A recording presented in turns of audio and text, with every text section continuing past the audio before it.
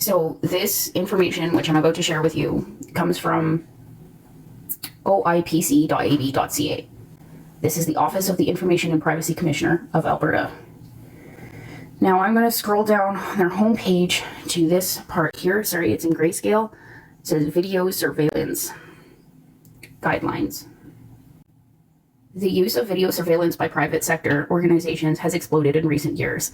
As technology has evolved and costs have fallen dramatically, video surveillance is increasingly accessible to a large range of organizations. Security and crime control concerns are the most common and motivating factors for the deployment of video surveillance cameras. Retailers use cameras in hopes of deterring thefts and identifying suspects. Cameras are installed in apartment buildings to detect vandalism and increase the security of the tenants. But there are other less obvious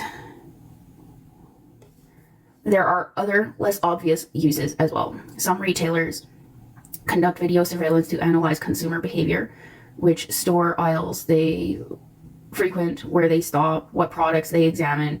Daycares may use video surveillance to give parents a first-hand view of their children's activities via the internet. Private sector privacy laws require that organizations need to conduct a private sector privacy laws require that organizations need to conduct video surveillance must be balanced with the individual. Okay, there's a word missing from here. There's a typo. There's a typo, definitely. There's private sector privacy laws require that organizations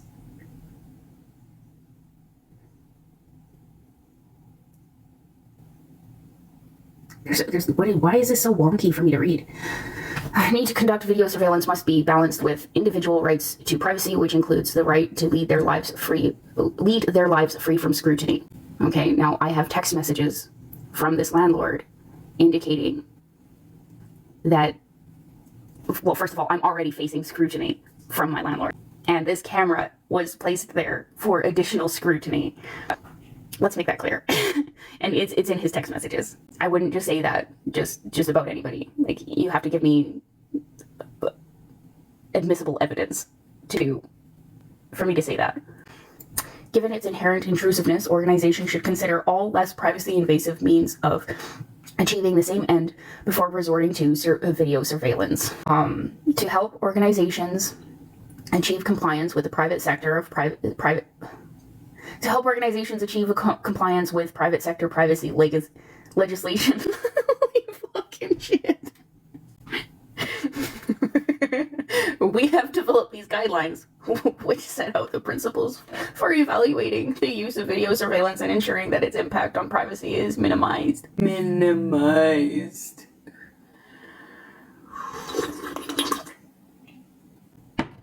guidelines apply to overt video surveillance of the public by private sector organizations in publicly accessible areas. These guidelines do not apply to covert video surveillance, such as conducted by private investigators on behalf of insurance companies, nor do they apply to the surveillance of employees.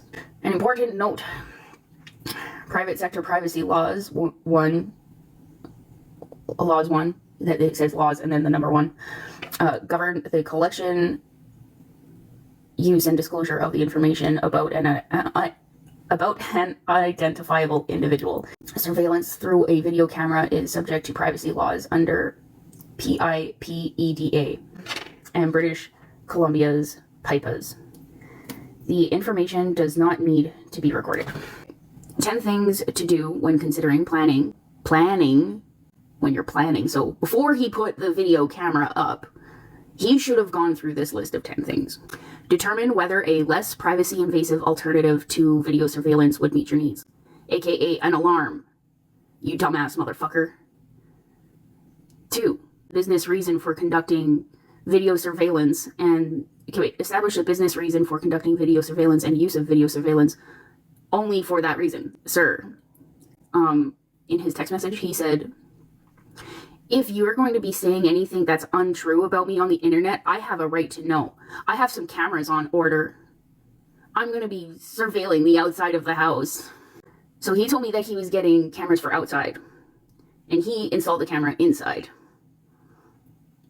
He put it inside.